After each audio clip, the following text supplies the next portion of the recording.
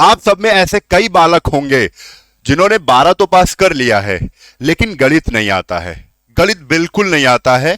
और 12 में गणित नहीं लिया था, 12 में उनका बायो सब्जेक्ट था, ठीक है। और सपना है एक अच्छी सरकारी नौकरी का, लगभग 85,000 से ज्यादा सैलरी का। तो इस वीडियो में मैं पूरी जानकारी देने जा रहा हूं, वो नौकरी बताने जा रहा हूं कि वो सरकारी नौकरी कौन सी है जिसमें मैथ नहीं पूछा जाता है, गणित का झंझट ही खत्म है, और इसमें बेनिफिट क्या है, डीए मिलेगा, एचआरए, टीए, मेडिकल फैसिलिटीज होंगी, पेंशन होगी, जॉब सिक्योरिटी। यार सरकारी नौकरी मतलब जॉब सिक्योरिटी, प्रमोशंस भी होंगे, ये सब कुछ होगा।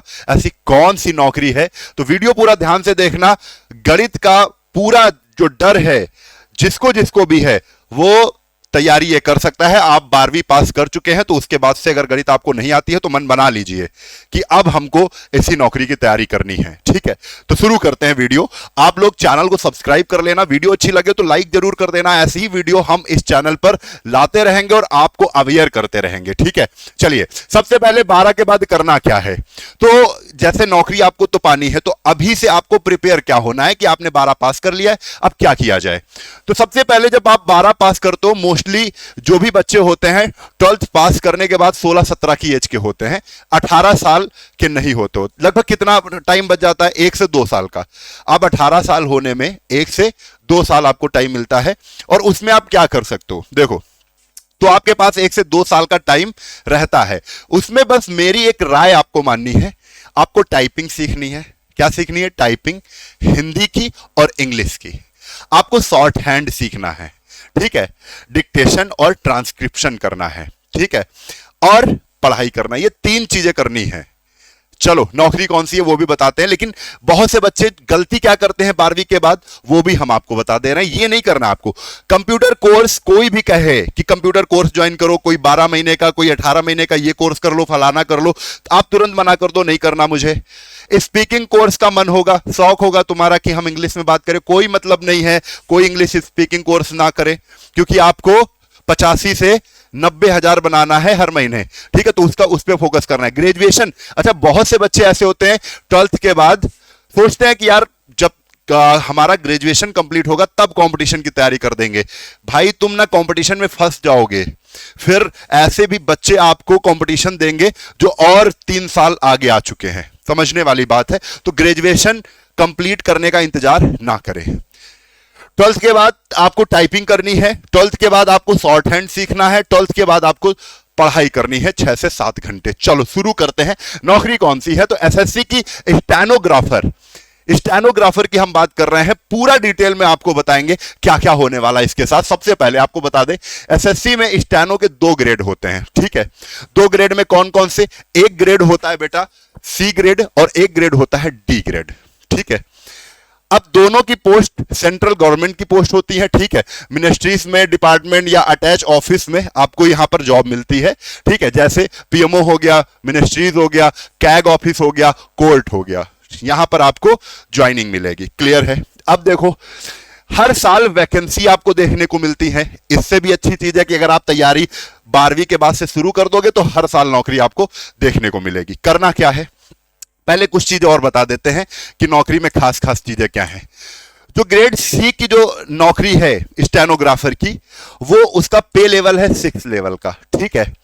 अब बेसिक पे कितना है? 35,400 से 1,12,400 तक है, ठीक है। यहां पर आ जाओ, ग्रेड सी में बेसिक पे क्या है? 25,500 से 81,000 तक है, ठीक है। जो आपको सैलरी शुरू हो जाएगी वो यहां पर 50 लिखा है, 50 से 60,000 से सैलरी शुरू होगी, 50 से 60,000 से सैलरी शुरू होगी शुरुआत में, और 1,50,000 तक ये सैलरी पहुंचेगी आपकी, ठीक है। इसमें मात्र कितने का अंतर है, तो आप देख सकते हैं केवल 10 से 15,000 का अंतर मिलेगा ग्रेड डी और ग्रेड सी में, ठीक है, और ज्यादा अंतर नहीं है। तो आपको यह भी समझ में आ गया, क्लियर है भाई। कैसे होगी एसएससी स्टेनोग्राफर की पूरी जानकारी अब आपको मैं यहां पर दे रहा हूं। अगर आपका मन बन चुका है कि नहीं भाई मुझे मैथ नहीं आता है, तो अब इसकी ही तैयारी करनी है, तो पूरी डिटेल हम आपको बता देते हैं इसमें। सबसे पहले एग्जाम पैटर्न समझना आपको जरूरी है।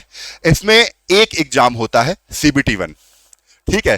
कंप्यूटर बेस्ड टेस्ट है, कंप्यूटर पे आपको एग्जाम देना है। आपसे 3 सब्जेक्ट पूछे जाएंगे, रीजनिंग पूछा जाएगा, जीके जीएस पूछा जाएगा, इंग्लिश पूछा जाएगा। ठीक है। जीके रीजनिंग में 50 क्वेश्चन होंगे 50 नंबर के, एक क्वेश्चन 1 नंबर का। जीके जीएस के 50 क्वेश्चन होंगे 50 नंबर के, ठीक है। इंग्लिश के 100 क्वेश्चन होंगे 100 नंबर के, यानी कुल मिला के आपको 200 क्वेश्चन मिलेंगे पेपर में, और जो 200 नंबर के होंगे। कुल अंक कितने होंगे? 200, ठीक है। निगेटिव मार्किंग होगी 1/4 की, 1/4 की माइनस मार्किंग है। टाइम आपको ये 200 क्वेश्चन हल करने के लिए पूरे 2 घंटे का समय, यानी 120 मिनट का समय आपको मिलेगा। बहुत इनफ समय है, ठीक है। क्यों मैं कह रहा हूं? क्योंकि यहां पर इंग्लिश है और जीके जीएस है, इसमें तो टाइम लगेगा ही नहीं। रीजनिंग है, थोड़ा सॉल्व करने में हम 30-40 मिनट में कर ले जाएंगे। क्लियर है? तो कुल मिला के आपको यह समझना है कि एसएससी स्टेनोग्राफर के लिए हमको एक पेपर देना है जिसमें 200 क्वेश्चन पूछे जाएंगे। 50 रीजनिंग के होंगे, 50 जीके जीएस के होंगे, 100 क्वेश्चन इंग्लिश के होंगे, जिसके लिए माइनस मार्किंग 1/4 है और टाइम दिया जा रहा है 2 घंटे का, ठीक है। और आपको बता दूं, अगर एज के बारे में भी बच्चे समझना चाहते हैं तो उनको भी मैं बता देता हूं। एज 18 से 24, मैंने बताया ना, इंटर आप पास कर लेते हो 16-17 साल की एज में, फिर उसके बाद टाइम मिल जाता है यार, उतने में तैयारी हम लोग कर लेंगे, इसीलिए हम आपको बता रहे हैं। ग्रेड डी के लिए 18 से 30 साल की उम्र मांगते हैं और ग्रेड सी के लिए 18 से 27 साल की। अच्छा, आप कुछ लोग पूछेंगे ये सर 200 नंबर का पेपर होता है, ठीक है, तो इसमें कितना आ जाए कि हमारा फाइनल सिलेक्शन हो जाएगा? तो आप ग्रेड सी के लिए 160 नंबर की तैयारी करिए और ग्रेड डी के लिए 145 नंबर सेफ स्कोर माना जाता है। पूरी डिटेल मैं आगे आपको बता देता हूं जिससे आपको कोई दिक्कत ना हो, ठीक है। हाँ, एक चीज और समझ लो, ये पेपर जब आप क्वालिफाई कर लोगे, जब पेपर आप दे लोगे, तब कट ऑफ बनेगी, है ना। कट ऑफ के बाद अगर आप कट ऑफ क्लियर कर लेते हो तब आपका स्किल टेस्ट होगा। स्किल टेस्ट केवल क्वालिफाइंग नेचर का होगा, केवल इसको पास करना है, इसमें नंबर नहीं बटोरने हैं। साफ साफ लिख दिया, इसमें कोई अंक नहीं जोड़े जाएंगे, ठीक है। इसके कोई अंक नहीं जोड़े जाते हैं, ठीक है, हटा दो। बस डिक्टेशन और ट्रांसक्रिप्शन में जरूरी स्पीड पूरी करनी होती है, जो उनको स्पीड रिक्वायर होती है, आप उसी स्पीड में ट्रांसक्रिप्शन करके दे दोगे, ठीक है, आपका सिलेक्शन हो जाएगा। आप इसमें क्वालिफाइंग माने जाएंगे कि आपने पास कर लिया है, फिर उसके बाद फाइनल मेरिट बनेगी। आओ समझते हैं। जो सी ग्रेड है, यहां पर आप देख लीजिए, ग्रेड सी के लिए 100 वर्ड पर मिनट की स्पीड होनी चाहिए, ठीक है। 40 मिनट आपको ट्रांसक्रिप्शन के लिए मिलते हैं इंग्लिश में, ठीक है। ग्रेड डी के लिए 80 वर्ड पर मिनट की स्पीड होनी चाहिए और 50 मिनट आपको मिलते हैं ट्रांसक्रिप्शन के लिए, ठीक है। अब यहां पर जो ये पॉइंट हमने लिखे हैं ये बड़े इंपॉर्टेंट है। आपको डिक्टेशन में ग्रेड सी के लिए 100 WPM, है ना, ये देखो लिखा है 100 वर्ड पर मिनट, और ग्रेड डी के लिए 80 वर्ड पर मिनट की स्पीड मेंटेन करनी है। फिर उसे कंप्यूटर पर टाइप करना है। कंप्यूटर पर टाइप करने का मतलब है ट्रांसक्रिप्शन करना है, ठीक है, तय समय सीमा के अंदर, जो वहां पर टाइम दिया जाएगा उसी सीमा में आपको टाइप करना है। तीसरा पॉइंट है हिंदी या इंग्लिश, जो मीडियम आपने एग्जाम में चुना है। आप पहले बता देंगे कि मैं हिंदी में टाइप करना है, इंग्लिश में टाइप करना है, जो मीडियम आपने चुना है। अच्छा, स्किल टेस्ट में कैसे पास होंगे जरूरी है जानना, यह भी हम आपको थोड़ा बता देते हैं। एसएससी 1% तक गलती अलाउ करता है। कितना परसेंट? तो आप देखो, यूजुअली 5% से 7% मिस्टेक तक सही रहती है। आप उससे ज्यादा 20% मिस्टेक कर दिए तो फेल माने जाओगे। 5% से 7% मिस्टेक आपका मान सकते हैं कि चलो हो गई गलती, हो गई, ठीक है। ज्यादा मिस्टेक होने पर स्किल टेस्ट फेल माना जाएगा, चाहे सीबीटी में कितने भी अच्छे नंबर हो। तो ध्यान रखना है, गलती कम से कम करनी है। 4-5%, 5-7% गलती ठीक है, इससे ज्यादा अलाउ नहीं करेगा एसएससी। अच्छा, प्रैक्टिस टिप्स में हम आपको बता देते हैं, रोज डिक्टेशन ले। डिक्टेशन मतलब शॉर्ट हैंड लिखें, है ना। न्यूज चैनल ले लें, स्पीच ले लें, या डिक्टेशन ऑडियो से करें, ठीक है। एक स्टॉप वॉच रखें, उसमें आप टाइम देख लें कि भाई मेरी स्पीड क्या बन रही है। उसके बाद ट्रांसक्रिप्शन बार बार करें, यानी जो आपने लिखा है उसको टाइप भी करें, है ना। ये चीज करनी है, लेकिन इसके लिए भी हम आपको बताएंगे क्या करना है। अब सबसे ज्यादा जरूरी है कि यहां पर कट ऑफ के बारे में ये भी हम आपको बता देते हैं कि 2 कट ऑफ बनेंगी भाई, 2 कट ऑफ बनेंगी। 2 कट ऑफ में सीबीटी 1 जैसे ही आपने दिया, पहला पेपर आपने दिया, तुरंत कट ऑफ आएगी। कट ऑफ जो बच्चे क्लियर करेंगे वो डायरेक्ट पहुंच जाएंगे स्किल टेस्ट के लिए। वो कहां चले जाएंगे? स्किल टेस्ट के लिए आ जाएंगे। फिर स्किल टेस्ट जब आप पास कर लेते हो तो फाइनल कट ऑफ बनेगी। यानी कि आप जानते हैं जो पहले कट ऑफ है, जो पहले कट ऑफ सीबीटी 1 की बनी थी, उससे कुछ नंबर बढ़कर आपका final cut off, final merit बनेगी। तो आप थोड़ा सा पहले ही मैं बता दूं कि आप अच्छे नंबर रखेंगे तो फाइनल कट ऑफ में आपका नंबर आ जाएगा। ठीक है, तो फाइनल मेरिट की मैं फिर से बता दे रहा हूं, ग्रेड सी के लिए लगभग 160 से नंबर ऊपर रखना है, ग्रेड डी के लिए 145 से ऊपर नंबर रखना है, कुल 200 नंबर में। ठीक है, तो इतना आपको बना के रखना है तो जिसमें आपको कट ऑफ की दिक्कत ना हो। ठीक है, चलो अब आ जाओ, ये भैया तैयारी कैसे करनी है, ये जरूरी है, ये जरूरी है क्योंकि आप बेसिक से सीख रहे हो, आपने 12वीं पास कर लिया है, आपको थोड़ा देखना है कि कंपटीशन कैसे होता है, क्या करना है, ये सारी चीजें देखो। सबसे पहले आपको बुक्स के बारे में बता देते हैं कि भैया रीजनिंग की तैयारी अगर आपको करनी है तो अरिहंत की आरके झा की किताब ले लेना, बेस्ट बुक है, आप इससे अपना रीजनिंग कंप्लीट कर सकते हो। जीके जीएस के लिए नीली वाली लूसेंट आती है, आप उसको ले लीजिएगा। इंग्लिश के लिए दो किताबें मैं आपको सजेस्ट कर रहा हूं, दो किताबों में आप वोकैब के लिए, ठीक है, एंटोनिम हो गया, सिनोनिम हो गया, ठीक है, इन सब के लिए वन वर्ड हो गया, इन सब के लिए ब्लैक बुक बेस्ट बुक है, ब्लैक बुक ले लेना। ठीक है, और ग्रामर के लिए नीतू मैम या एसपी बख्शी, दो किताबें ले सकते हो। मैं कहूंगा हिंदी मीडियम के लिए जो बच्चे हैं वो नीतू मैम वाली किताब ले लो, बेस्ट है। ठीक है, और क्या ये पॉइंट है, इन पे भी नजर डाल लो। क्या है, ऑफलाइन कोचिंग बेटा जरूर शुरू करें, माहौल बनता है, माहौल बनेगा तो आप कंपटीशन की भावनाएं अंदर आएंगी, कंपटीशन करोगे अपने दोस्त से, जो वहां क्लास में बैठे स्टूडेंट्स हैं उनसे कंपटीशन बनेगा। ठीक है, उनसे कभी तेज आंसर दोगे, कभी स्लो आंसर आएगा, कभी बाद में आंसर आएगा, लेकिन उससे ये लगेगा जाके अब घर में पढ़ाई करना है। तो यार जब आपने 12वीं पास कर लिया, अभी 17 साल के हो, 16 साल के हो, तो आप वहां से 1-1.5 साल तो बड़ी आराम से तैयारी कर सकते हो ना, वहां से तैयारी शुरू कर दीजिए ऑफलाइन कोचिंग ज्वाइन करके, फिर उसके बाद 8-9 महीने बाद कोचिंग छोड़ के आप सेल्फ स्टडी तैयार करो, लेकिन शुरुआत में कोचिंग जरूर ज्वाइन करें, ऑफलाइन कोचिंग आपके एरिया में कहीं ना कहीं होगी। ठीक है, एसएससी का फाउंडेशन, आप लोग ये बिल्कुल ध्यान रखिए, आप फाउंडेशन बैच हमेशा लीजिए। फाउंडेशन बैच में आपके सारे सब्जेक्ट होते हैं, जिसमें मैथ भी होगा, इसमें मैथ पूछा नहीं जाएगा, मैथ होगा, तो आप फाउंडेशन बैच लेंगे तो मैथ मत पढ़ो, आप रीजनिंग, जीके जीएस और इंग्लिश पढ़ो। ठीक है, और उसके लिए टाइपिंग के लिए डेली आपको 2 घंटे निकालना है, और ऐसा ये जो 2 घंटे का टाइमिंग है, आप मॉर्निंग 1 घंटे कर लो और इवनिंग 1 घंटे कर लो। हिंदी इंग्लिश अलग अलग का टाइम ले लो कि मॉर्निंग में हिंदी कर लिया और इंग्लिश इवनिंग में कर लिया, ऐसा कर सकते हो। शॉर्ट हैंड की कोचिंग जरूर ज्वाइन कर लो भाई। 12वीं के बाद आप कहते हो ना स्पीकिंग सीखने जाना है, बेटा गलत।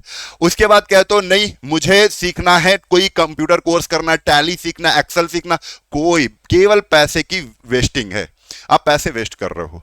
आपको क्या करना है, शॉर्ट हैंड की कोचिंग ज्वाइन करना है। ठीक है, इसका तुम्हें यूजफुल है, ये आपको दिखेगा, आगे प्रॉफिट मिलेगा।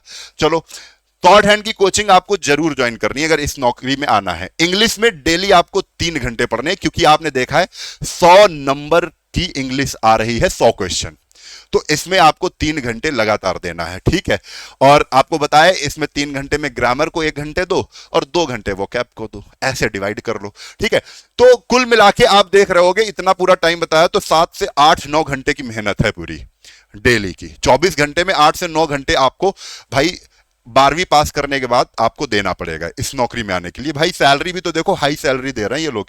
6 माह बाद प्रैक्टिस सेट शुरू कर दें। अब आप जैसे ही या तो फाउंडेशन बैच से पढ़ रहे हो या ऑनलाइन कोचिंग, ऑफलाइन कोचिंग कर रहे हो, तो उसमें 6 महीने में अच्छा खासा तुम्हारा सिलेबस कवर हो जाएगा। उसके बाद लगने लगेगा कि क्वेश्चन सॉल्व किए जाएं।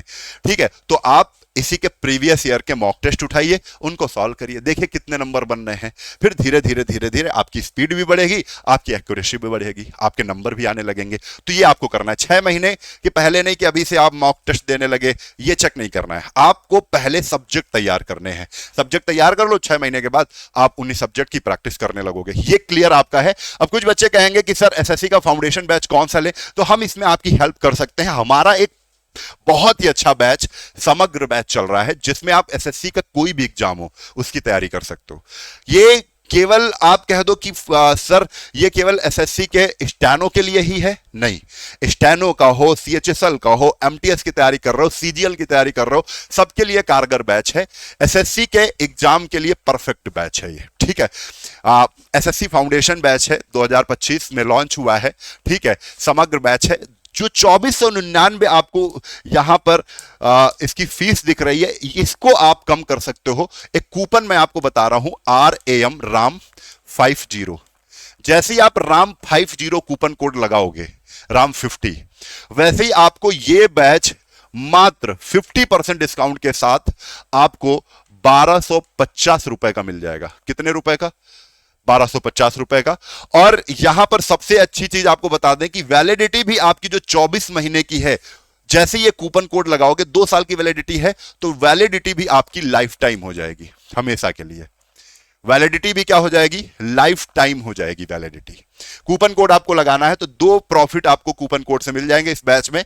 आपका जो प्राइस है वो आधा हो जाएगा और वैलिडिटी भी आपकी लाइफ टाइम हो जाएगी। एक बार लेना, जैसे किताब लेते हो एक बार लेते हो आपकी हो गई हमेशा के लिए, वैसे ये बैच भी आप एक बार लोगे हमेशा इसमें आप पढ़ सकते हो। ठीक है, practice size PDF, complete syllabus, previous year MCQ, expected questions की सीरीज आपको मिलेगी, printed PDF, handwritten notes, सब कुछ हमने आपको इसमें दिया हुआ है। आपको और बता दे, कोई भी दिक्कत आ रही है तो आप ये 2 दिए गए नंबर्स पर कॉल कर सकते हो। ये बैच कहां पर मिलेगा तो मैं आपको बता दूं, हमारा एक एप्लीकेशन है जो आपको गूगल प्ले स्टोर से डाउनलोड करना पड़ेगा। क्या नाम है? Phoenix academy Unnao. ये एप्लीकेशन है Phoenix academy Unnao. Google play store पर आप डाल लोगे, आपको दिख जाएगा। डाउनलोड करिए, इंस्टॉल करिए, नाम नंबर डाल के रजिस्ट्रेशन करिए, फिर उसके बाद इस टाइप का इंटरफेस आएगा। तो पेड कोर्स में जाएंगे, एसएससी वाले फोल्डर में जाएंगे, आपको बैच मिल जाएगा। अगर कोई दिक्कत आ रही है, सब नहीं कर पा रहे हो, तो बेटा सीधी सी बात है, आप इस नंबर पर कॉल कर लो, 700-771-2108। पूरा का पूरा समाधान मिलेगा। हम आपकी हेल्प करने के लिए यहां बैठे हैं। आप अगर 11-12 बजे रात तक कॉल करेंगे तब भी हम यहां पर आपको रिस्पांस देंगे, आपकी सारी समस्याओं का समाधान करेंगे। ठीक है, तो बताइए उन बच्चों को जिनको मैथ्स में डर लगता है, बताइए उन बच्चों को जिन्होंने इंटर में सब्जेक्ट जिनका बायो था कि भाई आपके लिए स्टैनो की जॉब है, थोड़ी मेहनत करनी पड़ेगी, एक्स्ट्रा टाइपिंग और शॉर्ट हैंड सीखना पड़ेगा। तो जिनको मैथ्स में समस्या है उनको आप वीडियो ये भेजिए, और ऐसे ही वीडियो के लिए चैनल को सब्सक्राइब कर लो, क्योंकि हम आपके साथ अब छोटी छोटी चीजें, क्योंकि शुरुआत में ना जब राहें अनजान होती है ना तो फिर डिस्टेंस ज्यादा तय करनी पड़ जाती है, तो आपकी जो राहें हैं वो उसको कम करना है हमको। तो आपके लिए ऐसे छोटे छोटे वीडियो हम आपको बनाते रहेंगे जिससे आप अवेयर रहें और जल्दी से जल्दी नौकरी पा सकें। जय हिंद, जय भारत, वंदे मातरम।